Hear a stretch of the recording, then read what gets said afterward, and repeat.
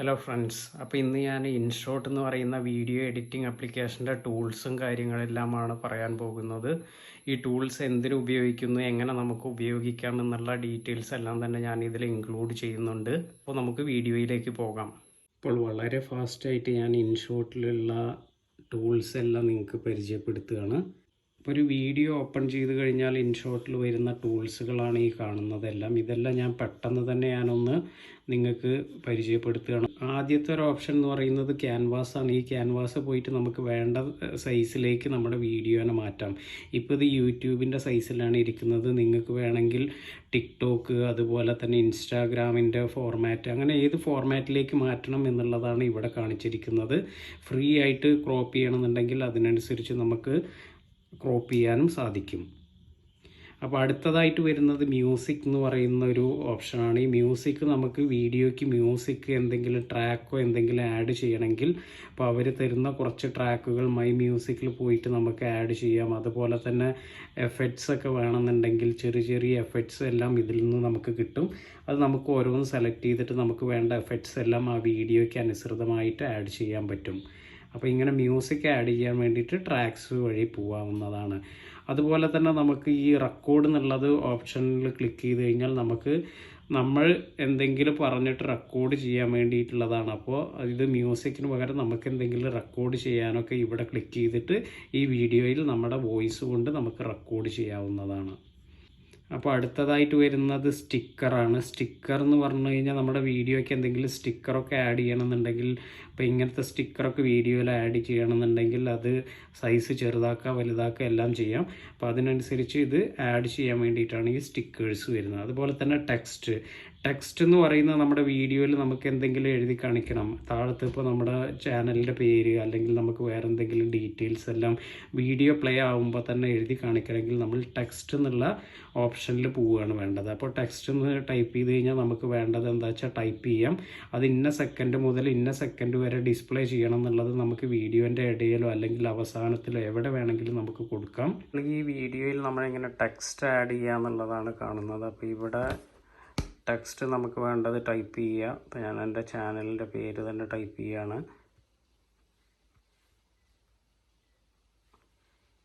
അപ്പോൾ നമുക്ക് ഇവിടെ ടൈപ്പ് ചെയ്തിട്ടുണ്ട്. ഇത് എവിടെ ഏത് പൊസിഷനിൽ വെക്കണം, എത്ര സൈസ് ചെറുതാക്കാനും വലുതാക്കാനെല്ലാം ഇവിടെ ഒരു ഓപ്ഷൻ ഉണ്ട്. ഇതിൽ പിടിച്ചിട്ട് ചെറുതാക്കും വലുതാക്കുക എല്ലാം ചെയ്യാം.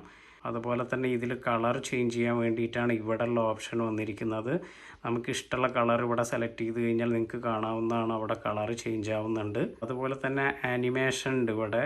അപ്പോൾ നിങ്ങൾക്ക് ഇതിന് അനിമേഷൻ കൊടുക്കണമെന്നുണ്ടെങ്കിൽ പല ടൈപ്പിലുള്ള അനിമേഷൻസ് അവൈലബിൾ ആണ്. അതിനുശേഷം ഇവിടെ കുറച്ചൊരു ഓപ്ഷൻസ് വരുന്നുണ്ട് ഈ ടെക്സ്റ്റിൽ തന്നെ. അവിടെ പ്രസ് ചെയ്ത് കഴിഞ്ഞാൽ നമുക്ക് ഈ ഒരു സ്പേസിങ് എല്ലാം മാറ്റണം എന്നുണ്ടെങ്കിൽ ഈ ഒരു ആരോ നീക്കിയാൽ നമുക്ക് ആ സ്പേസിങ് എല്ലാം മാറുന്നതാണ്.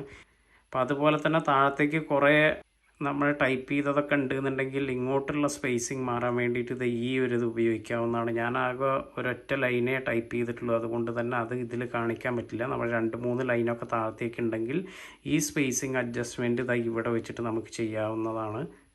അതുപോലെ തന്നെ ഇത് സൈസ് കൂട്ടാനും കുറയ്ക്കാനും നമുക്ക് ഇവിടെയും ഓപ്ഷൻ ഉണ്ട്.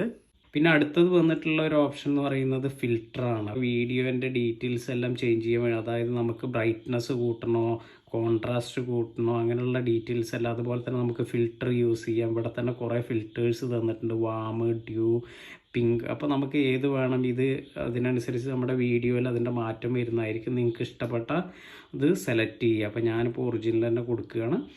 അപ്പോൾ അതിന് വേണ്ടിയിട്ടാണ് നമ്മൾ ഈ ഫിൽറ്റർ യൂസ് ചെയ്യുന്നത്. പിന്നെ നമുക്ക് വരുന്നതാണ് പ്രീ കട്ട് എന്ന് പറയുന്നത്. അതായത് നമുക്കൊരു വീഡിയോൻ്റെ ഒരു പോർഷൻ മാത്രമായിട്ട് കട്ട് ചെയ്തിട്ട് എടുക്കാനൊക്കെയാണ് ഇത്. അതുപോലെ തന്നെ നമുക്ക് വരുന്ന ഓപ്ഷനാണ് സ്പ്ലിറ്റ് എന്ന് പറയുന്നത്. ഈ സ്പ്ലിറ്റ് യൂസ് ചെയ്തിട്ട് നമുക്ക് വീഡിയോനെ 2 ആക്കിയിട്ട് മാറ്റാം, 3 ആക്കിയിട്ട് മാറ്റാം. എത്ര പോർഷൻ വേണമെങ്കിലും അങ്ങനെ ആക്കിയിട്ട് സ്പ്ലിറ്റ് ആക്കാം. നമുക്ക് ആവശ്യമില്ലാത്തത് ഡിലീറ്റ് ചെയ്യാനും ഈ സ്പ്ലിറ്റ് ചെയ്ത വീഡിയോ ഉപയോഗിച്ച് അത് ഡിലീറ്റ് ചെയ്ത് കളയാനും പറ്റും. അപ്പോൾ ഈ ഡിലീറ്റ് ഓപ്ഷൻ എന്ന് പറയുന്നത് നമ്മളിപ്പോൾ ഇവിടെ സ്പ്ലിറ്റ് ചെയ്ത ഒരു പോർഷൻ, ആ പോർഷനെ സെലക്ട് ചെയ്തിട്ട് ഡിലീറ്റ് കൊടുക്കുക. അപ്പോൾ അങ്ങനെ ഡിലീറ്റ് ചെയ്യാതെ മ്യൂസിക് ഇതിൽ ആഡ് ചെയ്തു, ആ മ്യൂസിക് പറ്റുന്നില്ല എന്നുണ്ടെങ്കിൽ നമുക്ക് അത് ഡിലീറ്റ് ചെയ്യണം തോന്നുകയാണെങ്കിൽ ആ മ്യൂസിക് സെലക്ട് ചെയ്ത് ഡിലീറ്റ് ചെയ്യുക. അതുപോലെ തന്നെ സ്റ്റിക്കർ ആഡ് ചെയ്തു, ടെക്സ്റ്റ് ആഡ് ചെയ്തു, ഈ ടെക്സ്റ്റ് എല്ലാം നമുക്ക് റിമൂവ് ചെയ്യാനൊക്കെ ഈ ഒരു ഡിലീറ്റ് ഓപ്ഷൻ തന്നെയാണ് യൂസ് ചെയ്യുന്നത്. പിന്നെ അടുത്തത് നമുക്ക് വന്നിട്ട് ബാക്ക്ഗ്രൗണ്ട് എന്ന് പറയുന്നത്. ഈ ബാക്ക്ഗ്രൗണ്ട് എന്നുള്ളതിൽ പോയി കഴിഞ്ഞാൽ നമുക്ക് നമ്മുടെ വീഡിയോൻ്റെ താഴത്ത് ബാക്ക്ഗ്രൗണ്ട് എന്തെങ്കിലും കൊടുക്കണമെങ്കിൽ നിങ്ങൾക്ക് കാണാവുന്നതാണ്.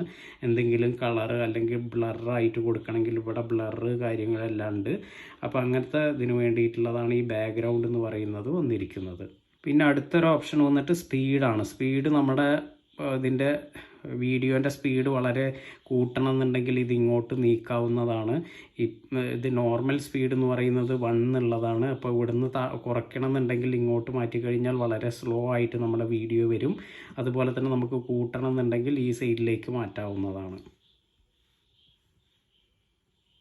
പിന്നെ നമുക്കുള്ള ഒരു ഓപ്ഷനാണ് ക്രോപ്പ് എന്ന് പറയുന്നത്. ഇത് നമ്മൾ ആദ്യം തന്നെ ക്യാൻവാസിൽ കണ്ടതാണ്. പക്ഷേ ഇതിൽ നമുക്ക് നമ്മുടെ ഇതിനനുസരിച്ച്, അതായത് നമുക്ക് എത്ര കട്ട് ചെയ്യണോ അതിനനുസരിച്ച് എല്ലാം ചെയ്യാൻ പറ്റും. ഇപ്പോൾ ഇത്രയാണ് ക്രോപ്പ് ചെയ്യണമെങ്കിൽ അത് സെലക്ട് ചെയ്യുക, അതിനുശേഷം ഓക്കെ കൊടുക്കുക. അപ്പോൾ അത്ര ഭാഗം മാത്രമായിട്ട് ക്രോപ്പായിട്ട് വരുന്നതാണ്.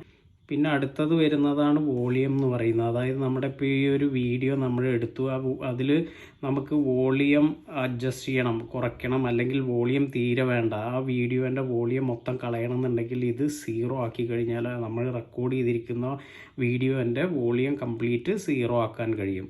അതുപോലെ തന്നെ നമുക്ക് കൂട്ടണം എന്നുണ്ടെങ്കിൽ ഇതുപോലെ തന്നെ കൂട്ടാനും അതുപോലെ തന്നെ വോളിയം അഡ്ജസ്റ്റ് ചെയ്യാനും കുറച്ച് സൗണ്ട് കമ്മിയാക്കി വെക്കാനും എല്ലാറ്റിനും ഈ വോളിയം എന്ന് പറയുന്ന ഈ ഒരു ഓപ്ഷൻ ഉപകരിക്കുന്നത്. അതുപോലെ തന്നെ ഡ്യൂപ്ലിക്കേറ്റ് എന്ന് പറഞ്ഞു കഴിഞ്ഞാൽ നമുക്കൊരു വീഡിയോനെ സെലക്ട് ചെയ്തിട്ട് അതിൻ്റെ വേറൊരു കോപ്പി എടുക്കണം എന്നുണ്ടെങ്കിൽ ഡ്യൂപ്ലിക്കേറ്റിൽ ക്ലിക്ക് ചെയ്ത് കഴിഞ്ഞാൽ ഇവിടെ തന്നെ അതിൻ്റെ ഒരു അടുത്തൊരു ഡ്യൂപ്ലിക്കേറ്റ് കോപ്പി വരുന്നതാണ്. ഇപ്പോൾ നമ്മളിവിടെ സെലക്ട് ചെയ്തു, അതിനുശേഷം ഡ്യൂപ്ലിക്കേറ്റ് എന്ന് കൊടുക്കുകയാണ്. ഇപ്പോൾ ഇവിടെ ഒരു വീഡിയോ കൂടി അതുപോലെ തന്നെ ഡ്യൂപ്ലിക്കേറ്റ് ആയിട്ട് വന്നിട്ടുണ്ട്. ഇനി നമുക്ക് വരുന്ന ഒരു ഓപ്ഷനാണ് ഈ ഫ്രീസ് എന്ന് പറയുന്നത്. ഈ ഫ്രീസ് എന്നുള്ള ഇത് സെലക്ട് ചെയ്ത് കഴിഞ്ഞാൽ നമുക്ക് വീഡിയോൻ്റെ എത്ര സെക്കൻഡ് ഫ്രീസാക്കി വെക്കണം എന്നുള്ളതാണ്. ഇപ്പോൾ ഇത് പ്ലേ ചെയ്തുകൊണ്ടിരിക്കുകയാണെങ്കിൽ നമുക്ക് ഇവിടെ 3 സെക്കൻഡ് ഇപ്പോൾ കാണിക്കുന്നുണ്ട്. അപ്പോൾ നമുക്കത് ഡ്രാഗ് ചെയ്തിട്ട് കുറച്ചും കൂടി ഇങ്ങോട്ട് കൊടുന്നാൽ 5 സെക്കൻഡ് 8 സെക്കൻഡ് എത്ര വേണ്ടിച്ചാൽ നമുക്ക് സെലക്ട് ചെയ്യാവുന്നതാണ്. അപ്പോൾ ഇതൊക്കെ നമുക്ക് വീഡിയോ എഡിറ്റ് ചെയ്യുമ്പോൾ വളരെ ഉപകാരപ്പെടുന്ന ടൂൾസാണ്. അപ്പോൾ ഇവിടെ നമ്മൾ പ്ലേ ചെയ്ത് കഴിഞ്ഞാൽ ആ വീഡിയോ നമ്മൾ ഫ്രീസ് ആക്കിയിരിക്കുകയാണ്. അപ്പോൾ അത് സ്റ്റക്കായിട്ട് നമ്മൾ എത്ര സമയം കൊടുത്തോ അതുവരെ സ്റ്റക്കായിരിക്കും. നമ്മൾ ടൂൾസ് എല്ലാം പരിചയപ്പെട്ടു. അപ്പോൾ അത് കഴിഞ്ഞിട്ട് നമുക്ക് അവസാനമായിട്ട് ഈ ഒരു വീഡിയോ എഡിറ്റ് ചെയ്ത് അത് എങ്ങനെയാണ് സേവ് ചെയ്യുക എന്നുള്ളതാണ് കാണിക്കുന്നത്. അപ്പോൾ നമ്മൾ എഡിറ്റിംഗ് എല്ലാം കഴിഞ്ഞതിന് ശേഷം ഇവിടെ സേവ് എന്ന് പറഞ്ഞിട്ടൊരു ഓപ്ഷൻ ഉണ്ട്. ഇവിടെ ക്ലിക്ക് ചെയ്തതിന് ശേഷം നമുക്ക് നമ്മുടെ ഫ്രെയിം റേറ്റോ ഡീറ്റെയിൽസ് എല്ലാം തന്നെ ചേഞ്ച് ചെയ്ത് സേവ് എന്ന് കൊടുക്കാവുന്നതാണ്. അപ്പോൾ ഈ വീഡിയോ നമ്മുടെ മൊബൈലിൻ്റെ മെമ്മറിയിൽ സേവ് ആവുന്നതാണ്. അപ്പോൾ ഇതൊക്കെയാണ് ഇൻഷോട്ടിലെ പ്രധാനമായിട്ടുള്ള ടൂൾസ്. അപ്പോൾ മറ്റൊരു വീഡിയോയിൽ ഞാൻ എങ്ങനെയാണ് ഇൻഷോട്ട് വെച്ചിട്ട് വീഡിയോ എഡിറ്റ് ചെയ്യുന്നത് എന്നതിനെക്കുറിച്ചെല്ലാം പറഞ്ഞു തരുന്നതായിരിക്കും.